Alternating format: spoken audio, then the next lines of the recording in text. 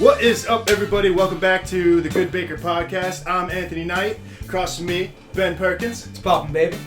And our special guests this week, we've got Nick Baker and Shane Good. Hey, what's going on? Yo. All right, I'm going to toss it over to Nick for the plug. So, of course, check us out on Spotify, Apple Music, and Google Play stores for the audio version of the podcast, as well as our YouTube channel and for our video version. Make sure you keep up with everything going on with us over on our Instagram and Facebook page so you never miss a show. That was pretty good. Yeah, right? pretty good. All right. Well, let's get into what we've been playing, man. Let's start with Shane because I know you got something cooking over there. It's your birthday week. Yeah. So it's my birthday week. So basically I've been still struggling on this League of Legends. I played 3 games of League of Legends, like 3 days worth of League of Legends straight. I didn't play anything other than League of Legends. I got home. I breathed League of Legends. I slept League of Legends. I shit League of Legends. League of Legends is shit, so it's easy to shit it. Damn. Already in its purest form. Yo, I climbed Division and a half, and then yesterday was the most unfortunate League of Legends day that I've had in a while. I lost every single game that I played yesterday.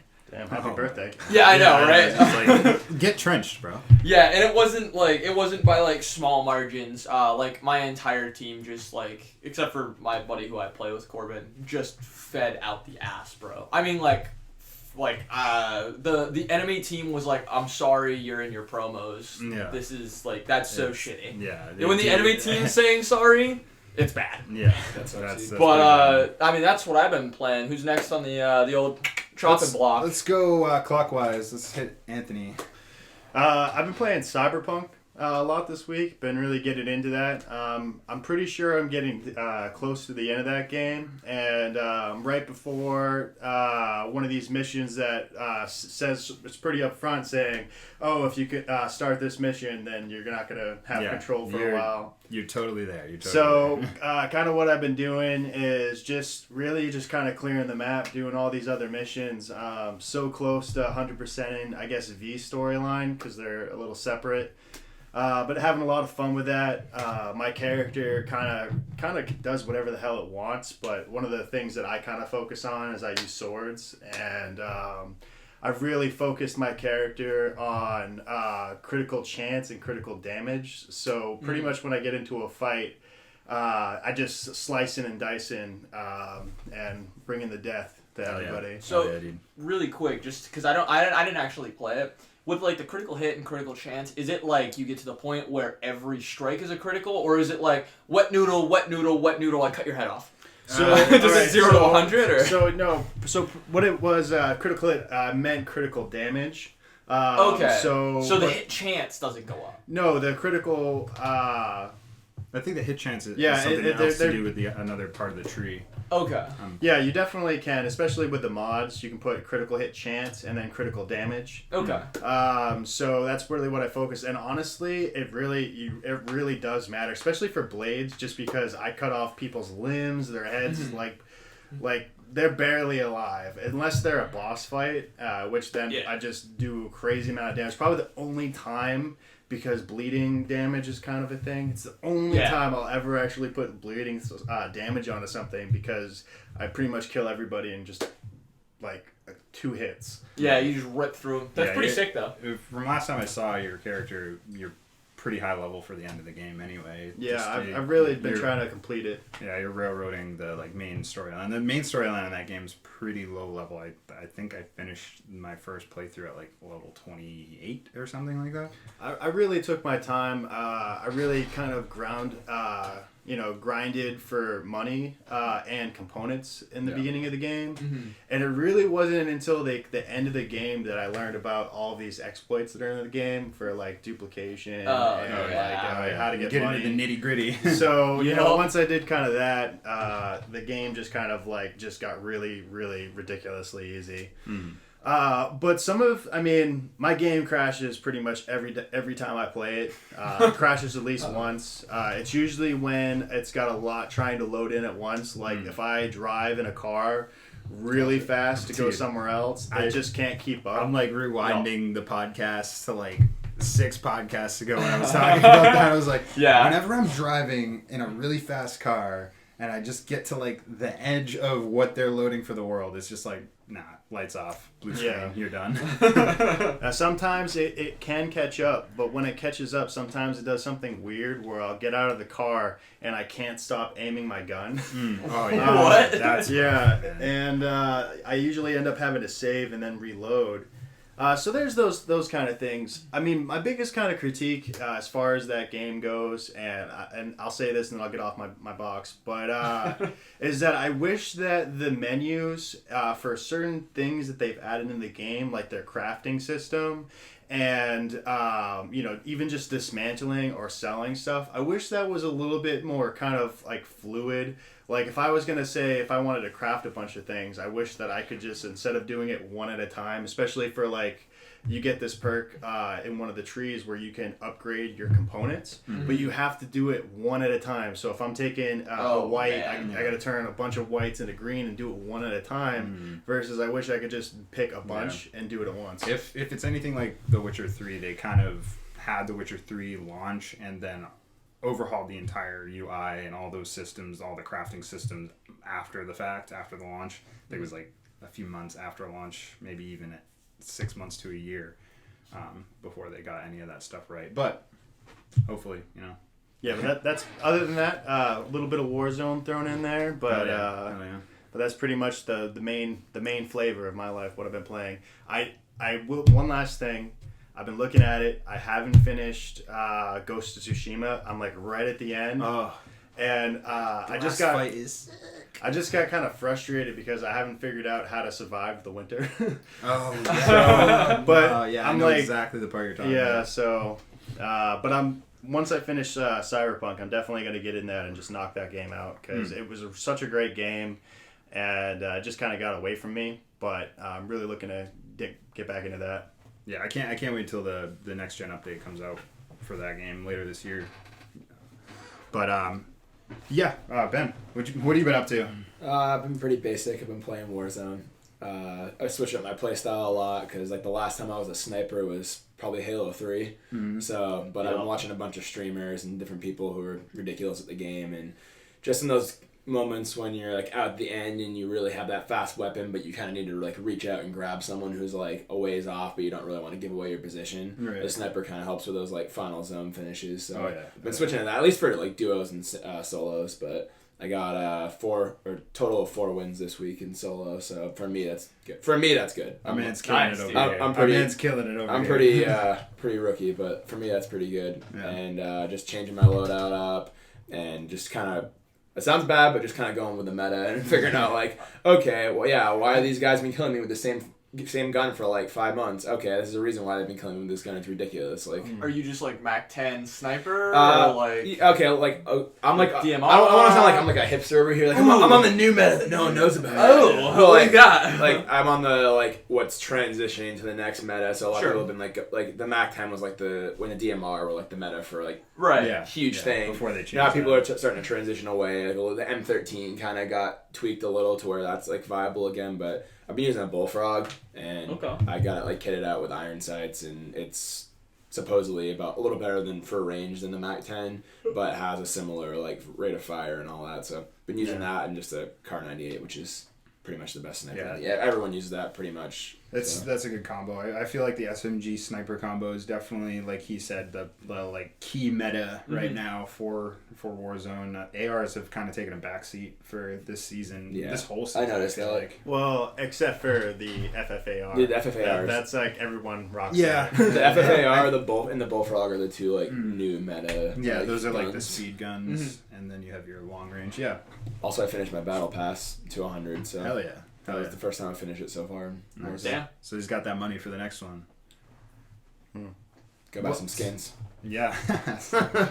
As for myself, I have last week on the podcast I was talking about picking up Resident Evil 7. I not only picked up Resident Evil 7, I did not fucking put that bastard down until I finished it. Damn. So I finished Resident Evil 7 this week, and man, I'm psyched for Village. I'm so psyched for Resident Evil 8. It's going to be sick. Bringing back Chris Redfield. They have some like weird post-credit stuff in 7 that kind of gets me really excited for what they're going to try and do with the main character Ethan in this one and the next one. Really tense. The first person perspective in a game like this really drives home the fear and like I said, tenseness of what you're supposed to feel in a Resident Evil game. Brought back feelings of like Dead Space to me. Like I talk about that endlessly on this podcast. Times. It's one of my favorite horror games of all time. It's like it's so atmospheric when you're in that first person perspective, and just the way that they have, it's not a typical like, you don't feel like a super soldier as far as like how good you are with a shotgun or a pistol. You're kind of like shaking, your reticles moving all over the place, even with like a bunted up shotgun.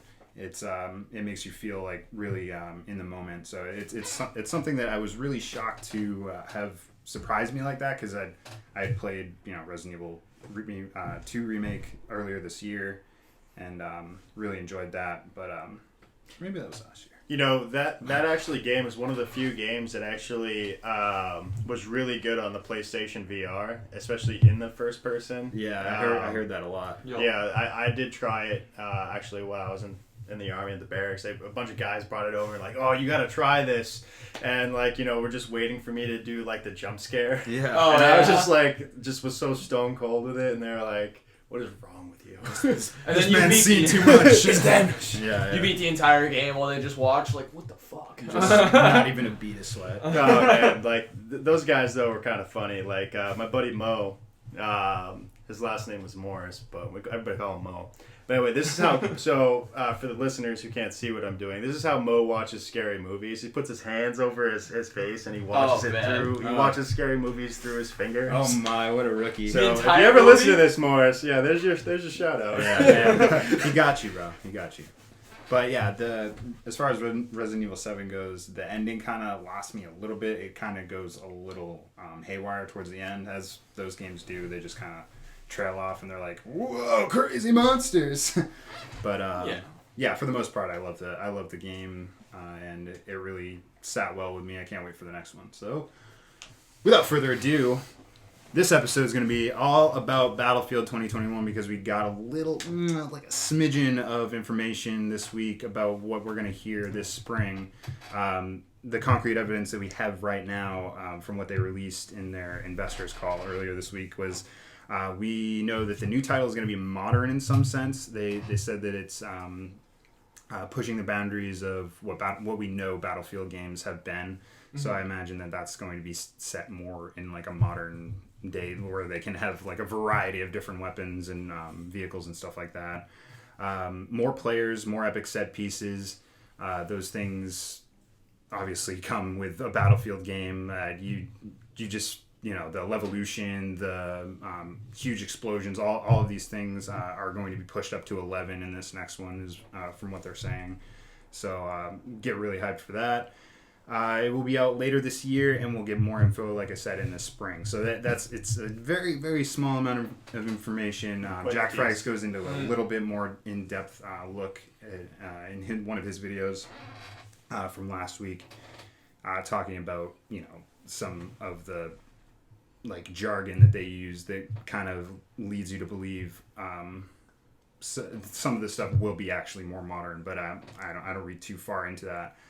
So that being said, we're going to celebrate the Battlefield franchise right now by talking about all of the entries that we've loved, all of what we're anticipating the future Battlefield to hold, and just great stuff like that. So let's start off. I'm going to go around from Shane. We'll go clockwise. We'll stick to it this time.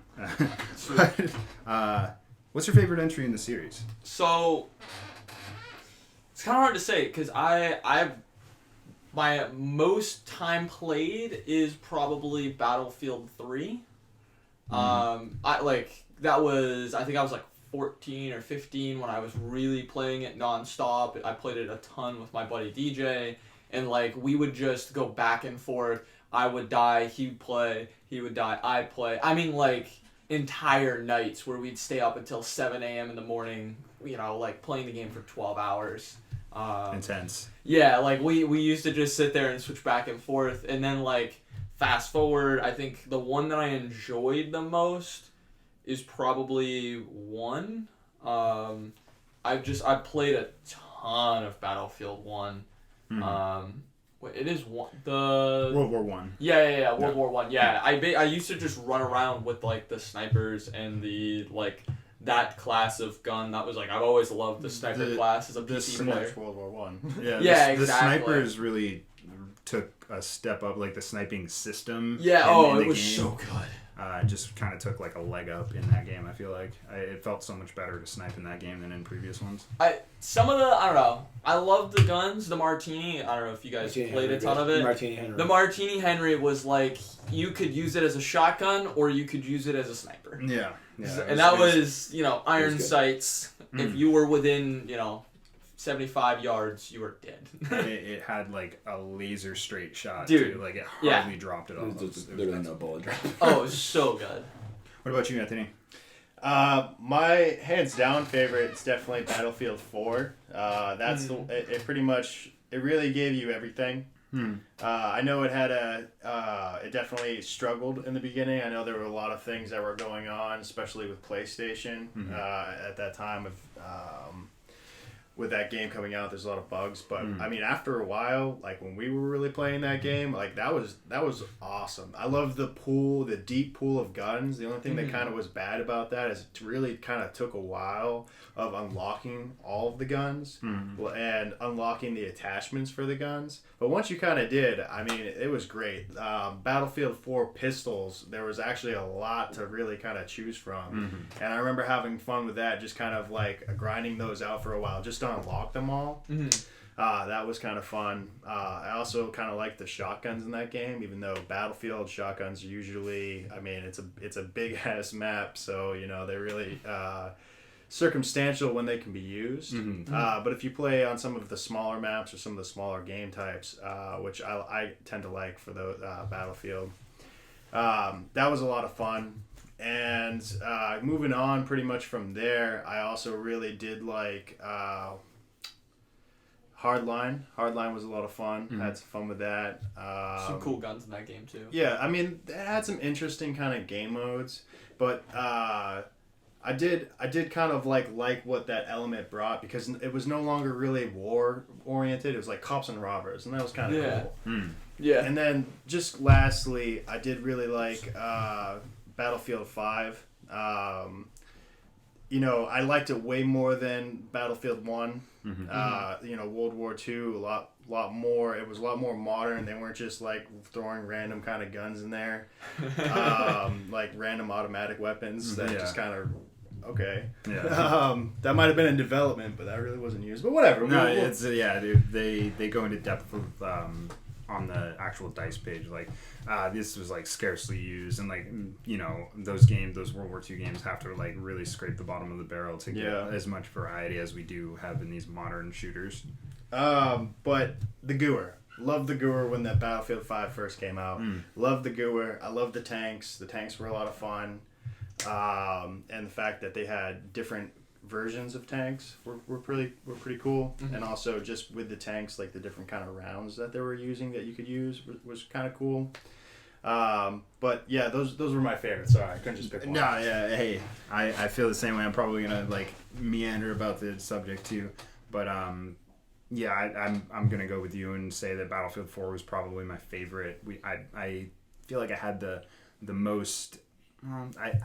I had some cinematic moments in a lot of them, but like I feel like I remember a lot of the ones that I had in Battlefield 4, and it was really the bumps in the road that made me appreciate the smoothness of the end of the ride of that game, because it did really start off really rocky as far as getting the new consoles, that being a launch title on the new consoles, and it having to not only balance that, but being a last gen game as well.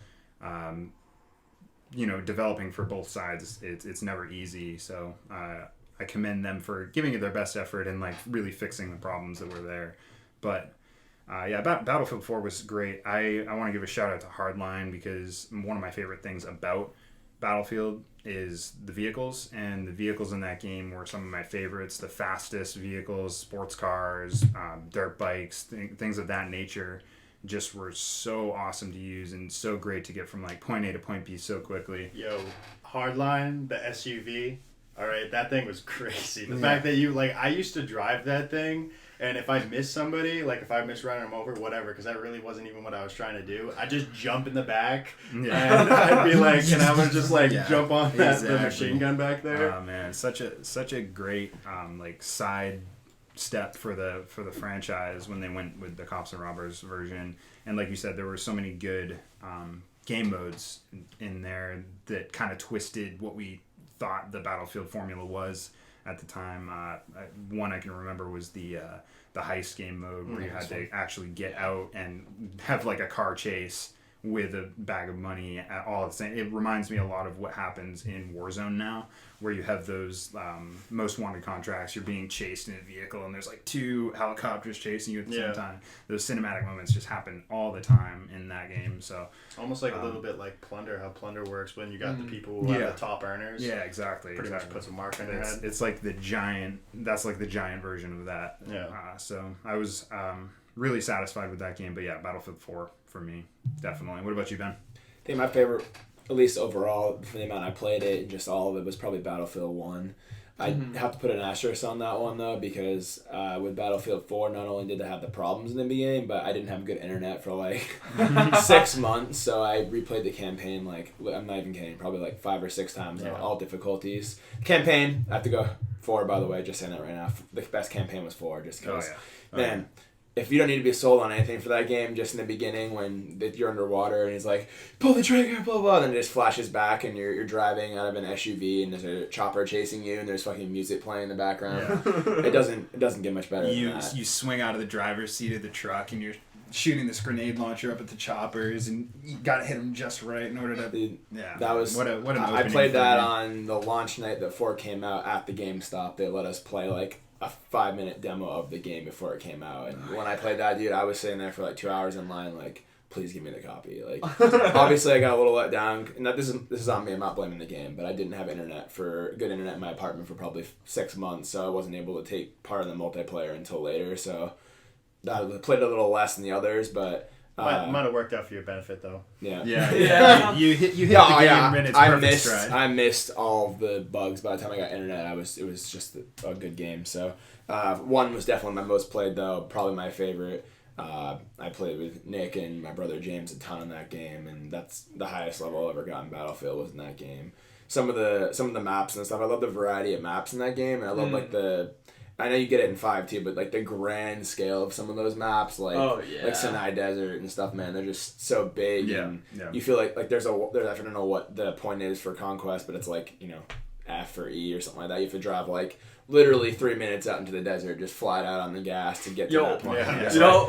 We're gonna get there soon. Like the plane comes over and bombs you and just ruins everything. But yeah, that's Battlefield. Yeah, that's Battlefield. 1 was one of the best. One of my other favorite maps was Argonne Forest, which was just I love just being able to like be in the tropics and there's a bridge and you're in cars and man, it had when the train came through. Yeah, it kind of had a little of everything. It had like the back side of the map with, you know, like the interior buildings that were kind of like a meat grinder, and then you had like a middle with the bridge and people trying to take the bridge with snipers, and then you had like the temple part that was at the other side with like an underground and freaking running up and people chasing you down below, and Nick's behind me. There's that like bridge. That whole A side where it's like the battlefield with all the barbed wire and you get to the bunker area. That's like one of my favorite places to just like pop up and down, get guys coming from spawn, and they're coming from all sides because there's like a flank to the left, which is crazy. That being said, too, this is pretty trash, but my favorite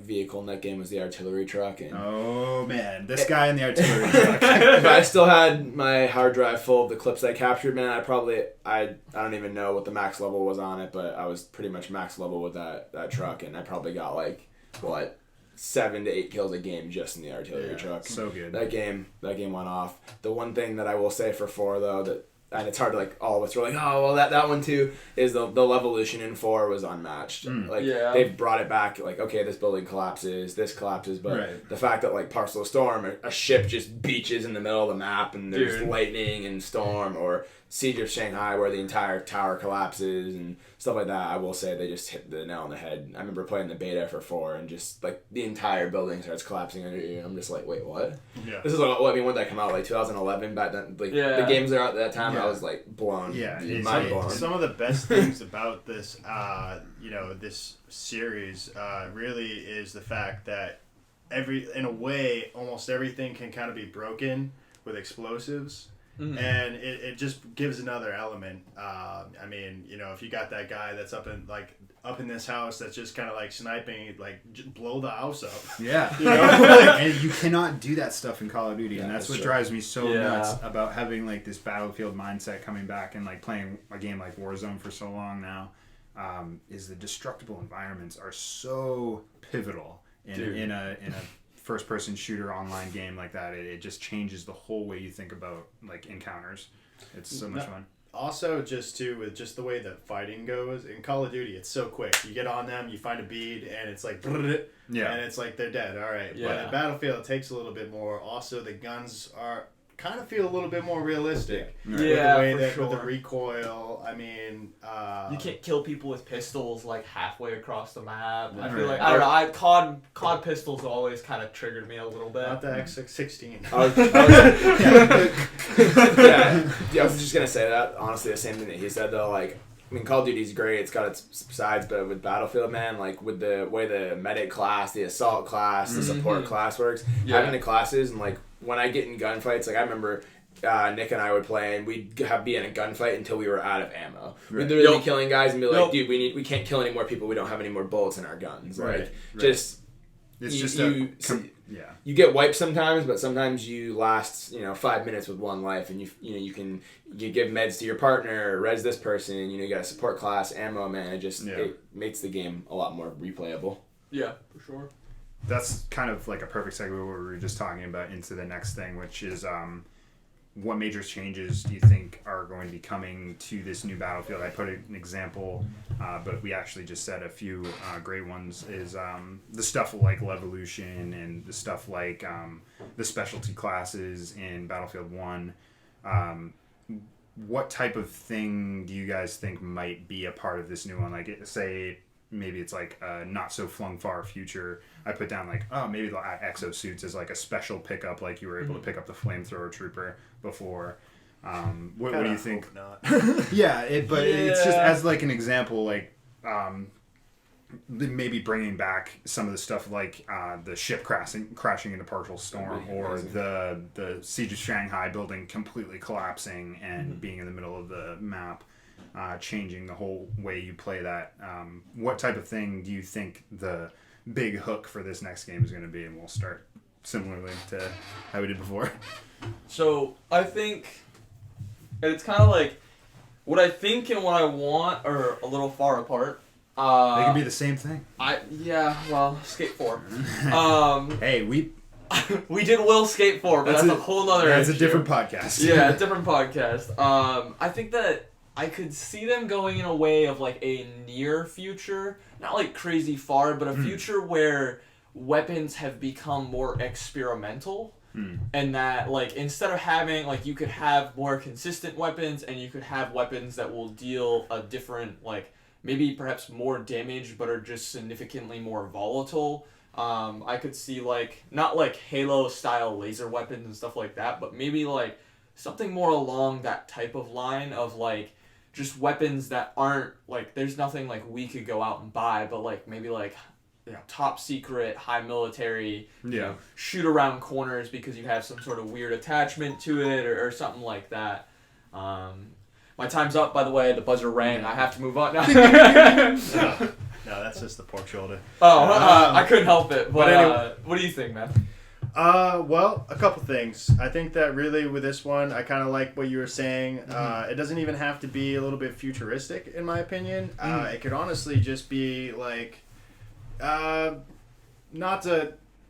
would be an extreme way to put it, but like an alternate dimension kind of deal, or just like an alternate timeline kind of deal. Like have it be like, for instance, you could have it be like now modern, But let's say, I don't know, Russia wins a Cold War or something like that, and it's like, you know, like you're like the remnants of America, and you're like some kind of like a spy or something like that. That would be kind of cool. Yeah. Like Wolfenstein type of like shit.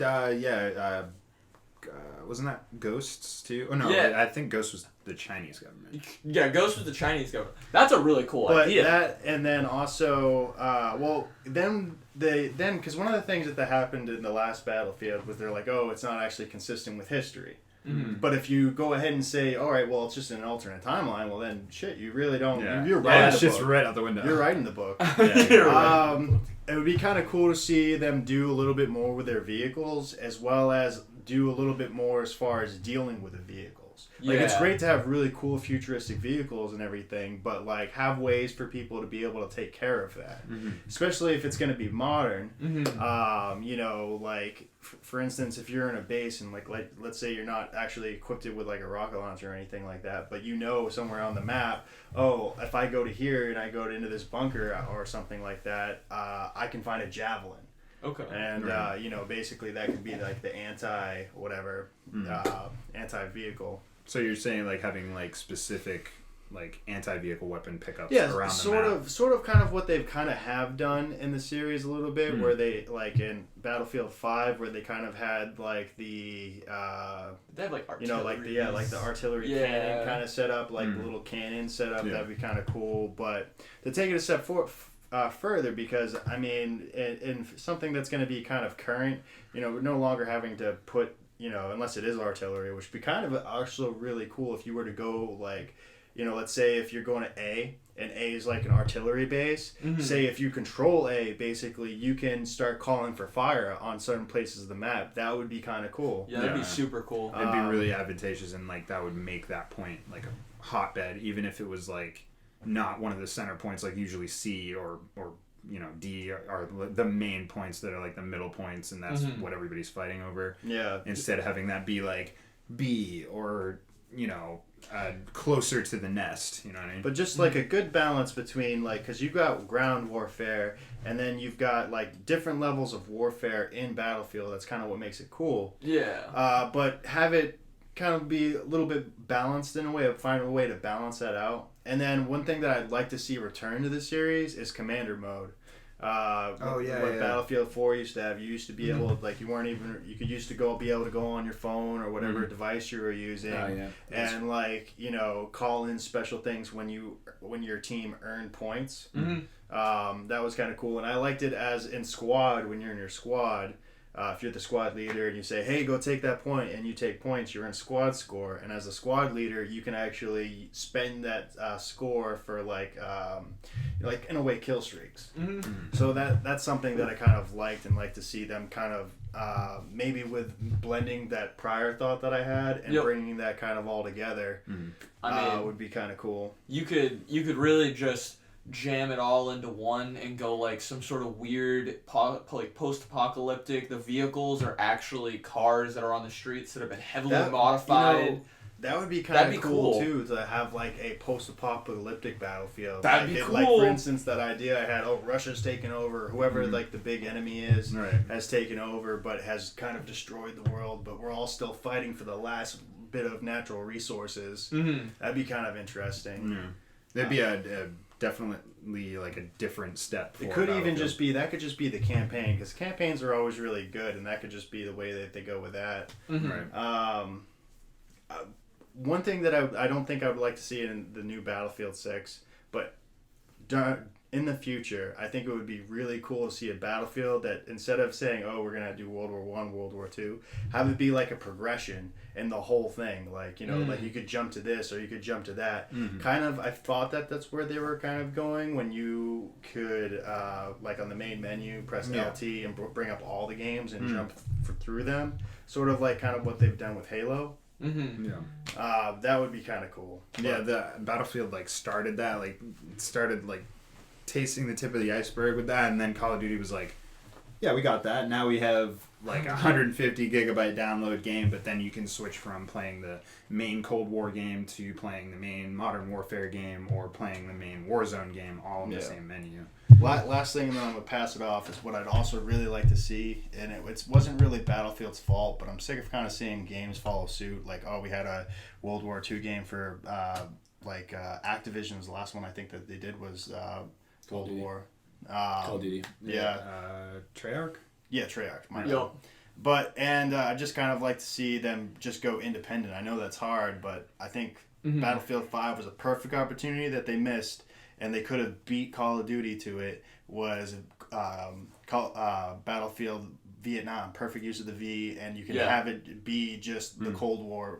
It would have been perfect for them, and I feel like they missed it. Yeah. So yeah, as for me, I want to jump off of what he was saying a little bit and say I like the idea of commander mode coming back, but I have had this fantasy of the next Battlefield being this spy thriller, and now with everybody talking about how modern this next one's going to be, I'm kind of subjected to be all right, so it's not going to be the traditional spy thriller that you would think of, but oh yeah, coffee. I feel like I'm the intern. Right? We did the intro, so Yeah. step one. Yeah, exactly. Doing my work for me. Nothing like Starbucks.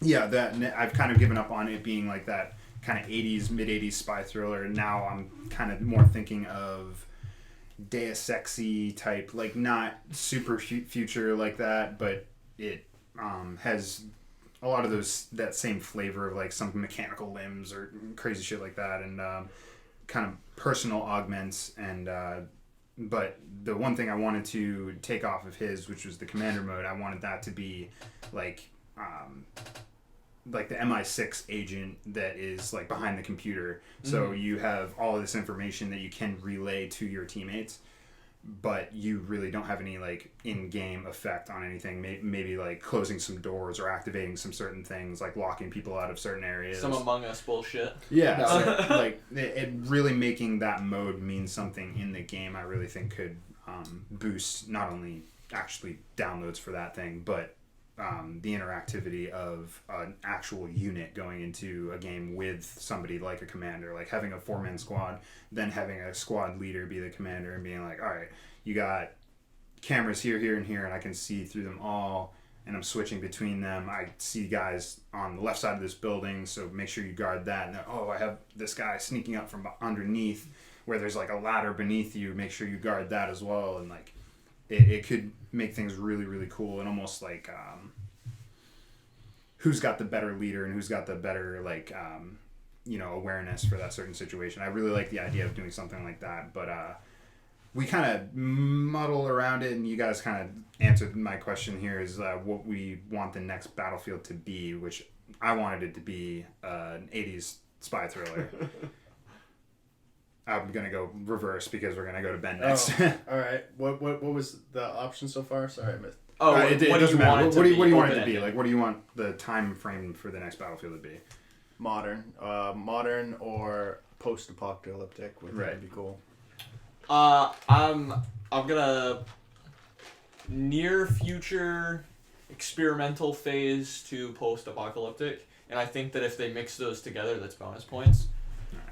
So now both questions over to you. What changes do you think are going to come, major mechanical changes, and what do you want it to actually be? And all the options are gone. I'm just kidding. No, honestly, I think this is going to be kind of a weird road, but I think it'd be pretty cool for it to be dead modern right now. So think about we've done the future, jetpacks, wall running, we've done all the other wars. I do like the Vietnam idea just because that's something pretty original that hasn't been done, but then we've done modern warfare where they're in Iraq and Afghanistan kind of area. It'd be really cool to do a current, and this kind of plays off of all the ideas a little bit.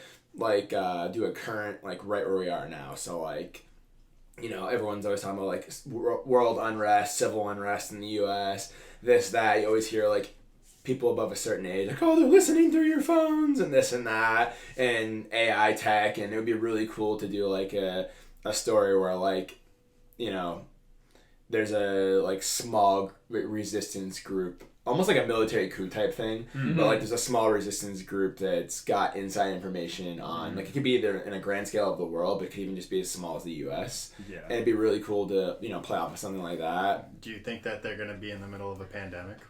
I mean, don't get me wrong. All the soldiers are wearing masks. I was thinking that. I was like, that'd be really cool, but like I don't know how you do that. Like I don't know how you add a pandemic to Dude, at least a multiplayer.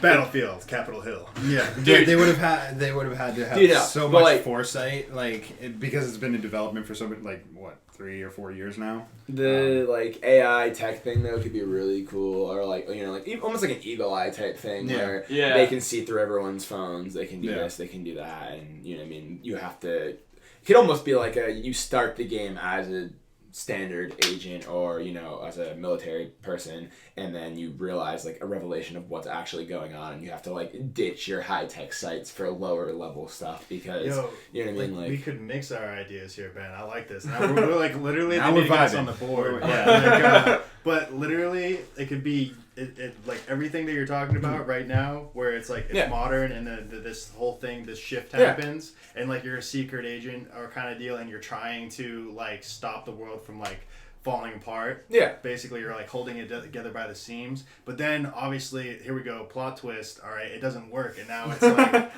it's post-apocalyptic. Yeah, that would be awesome. Yeah. There are so many things you can do. Just what could happen, basically, instead of saying, retelling something. It's this is our what could happen. And it kind of blends with Shane's concept to all of ours, really. Yeah. With his not so far future, where it could be this is next year, and there's an American Revolution, and all this stuff happens, and our unrest creates unrest in the rest of the world, and that's how we get Russia and China and all this onto big power upset. People have speculated that the next one might be a World War III type deal, so it could be something like that. It would be kind of crazy, just spitballing here. All right, Battlefield AD. We're not even using guns. It's just clubs, dude. You pull up the walls. It's Knights, Cavalry, and cannons. If they can make Far Cry Primal, I mean, yeah. I've seen it all at that point. Dude, I'm gonna be a bitch when it comes to a bow if that's the case. I'm just saying. Yeah, dude. Honestly. Yeah. So this is the more or less rapid fire question part of the not really. I'm not gonna be but we're gonna get through these ones pretty quickly, I think. Do you think there's gonna be a new Frostbite engine for this next one? Yes. Yeah. Yeah. I think so, because it's and in the same breath, they haven't mentioned it being on PS4 and Xbox One. Do you think it's just going to be exclusively next gen and PC? Yeah. Yeah. So, 100%. And I think that's the best way to go, especially the fact that it's coming out the holiday season. I think that's the perfect move for them. And instead of trying to go backwards and go forward at the same time, let's stay focused and let's push out a good quality game with hopefully next gen. The next gen engine that the game is running on next gen hardware. Yeah. Let's go. Let's go, people. I 100% agree, because the speculation too has been 128 players, and every single person in the entire gaming community is it's not going to happen on last gen. So then you get into people playing 64 on last gen, people playing on this gen. Then you get into it crashes like Cyberpunk. I mean, I think that you just move forward. It's hard, and even for the flushed out games like Warzone, because it was already on all crossplay, and that already had its problems before, but that's just stuff that I just keep seeing, like Black Ops. It's so bad. It's so bad on the crossplay. If I wanted to play just with one person, me and that one person are connecting on an Xbox. All right, we have a hard time talking to each other. We have a hard time loading in together. Really? It's just let's really. I saw that. And I love the crossplay, but let's have it just be for the next gens, and let's move with that instead of trying to incorporate everything. Right. I feel like if we stay focused, then that's all I got. That's actually a perfect segue for the next thing I wanted to talk about was, do you think there will be crossplay? Yes. There was not crossplay in Battlefront 2, and there still is not crossplay for Battlefront 2 currently. Battlefront and that was their last 2... game. DICE's last game. It was also on last-gen consoles, though, wasn't it? Yes. I don't believe that the last-gen consoles is really capable of dealing with that many people with that standard of play. Battlefront 2 is it's technically on next gen, but it wasn't on PS3 and Xbox 360. It wasn't on those. Yeah, but it was on Xbox One and Xbox Xbox 4. What? Yeah. PS4. I don't. Inside information you had to share. Yeah, dude. Oh, dude, so much insider information. I don't know. Where has this been? Yeah, I was gonna say I don't know how that's gonna work either, just because of how the servers work for Battlefield historically. I don't know if that's going to work in a cross-play, cross-platform kind of deal.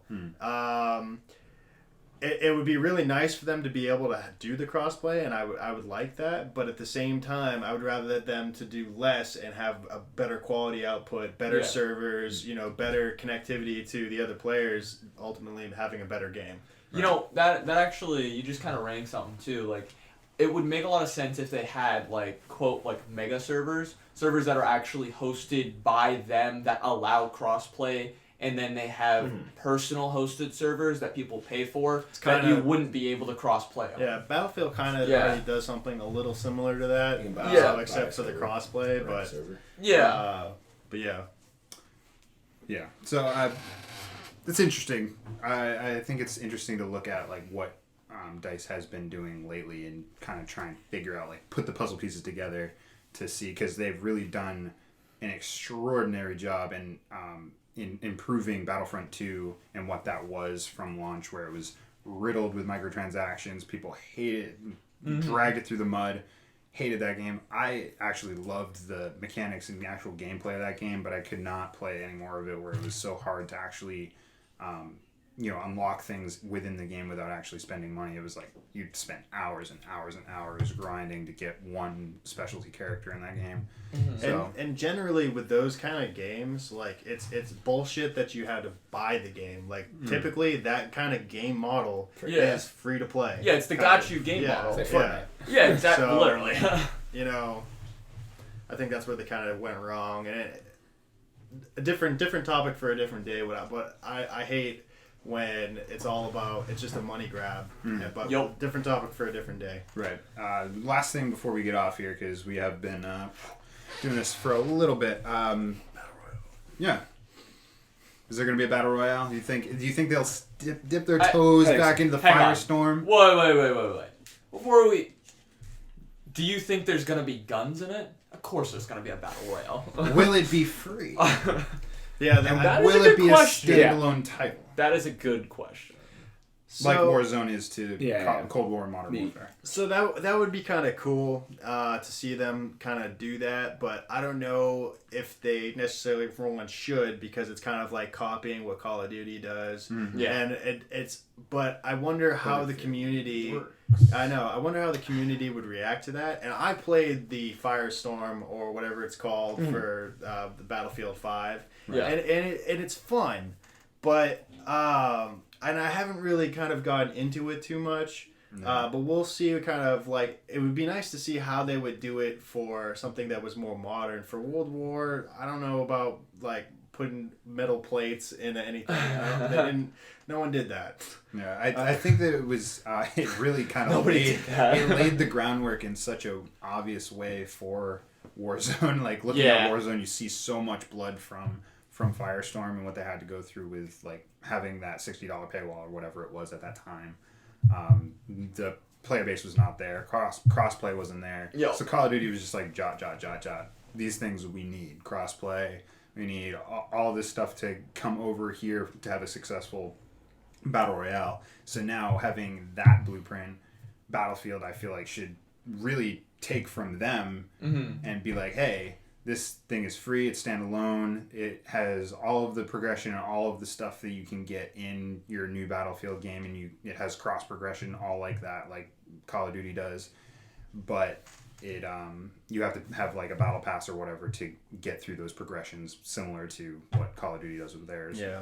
I mean, if they're gonna stake things from Call of Duty anyway, I think they all should stick with, like, if they're gonna do a battle royale, stick with the one map. Really flush that map out. Really kind of like, especially if you're gonna make the game like go for the free option. Really flush that out. Make something really good and make it like, because they do a great job with their maps.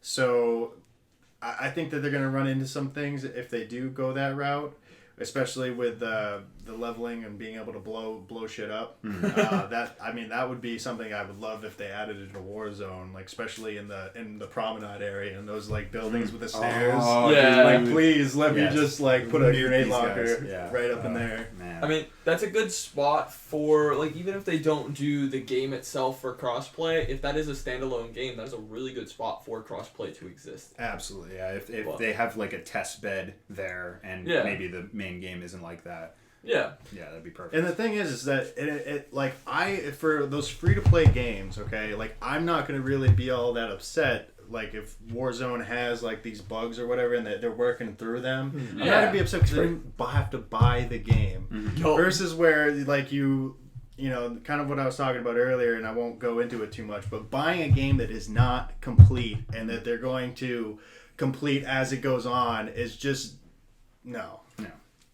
I completely fucking agree, dude. It's bullshit to buy a game for $60-$70 now and have it be like a Battlefront 2 where it's like, yeah, you paid this entry fee, but now you have to really spend like 120 hours to unlock like what you actually want the game for, and that's like the characters, skins, guns, all these things. So I think that those things should be, one, more accessible in those games, and two, just better in a lot of ways. So that is our Battlefield 2021 I wouldn't say predictions, I guess it's speculation episode. If you like this, check us out on our Spotify, Apple Music, and Google Play stores for the audio version of the podcast, as well as our YouTube channel for the video version. Make sure you keep up with everything that's going on with us over on our Instagram and Facebook page so you never miss a show. Thank you guys for joining us, because, you know, it's always fun to have more merrier. Thanks for having us on. I mean, great job with the intro. I was say we joined them. I don't know what you're saying. Yeah, I know. Yeah, being a guest on a podcast, second time ever. Yeah. Rockin' Ronnie, this is out to you. If you listen all the way through, and that's bad. Shay, stop that. What are you doing? Clearly, I have my volume on. Why are you doing this? but anyway, that's everything. We'll talk to you next week. We love you. Peace.